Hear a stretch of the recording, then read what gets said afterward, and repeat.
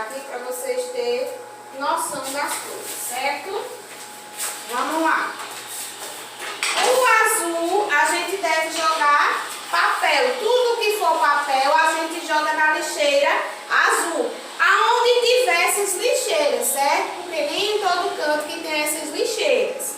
Com essas cores, às vezes só tem uma lixeira, né? Então, na azul, papel.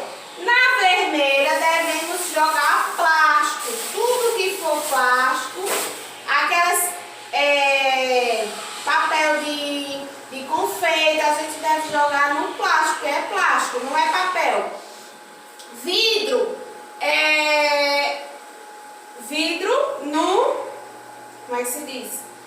No verde, né? Aquelas coisas que quebram, cai no chão, o espelho da nossa casa, tudo se deve jogar na lixeira verde, certo? Aqui é metal, ó, que a tesoura que é ferro, tá bom? Ferro, tudo que for ferro a gente joga na amarela. E aqui é o orgânico, certo? Vamos lá, temos a lixeira azul, papel, a vermelha, plástico, o verde, vidro, o amarelo, metal e o marrom, orgânico. Temos aqui, é muito importante jogar o lixo na lixeira.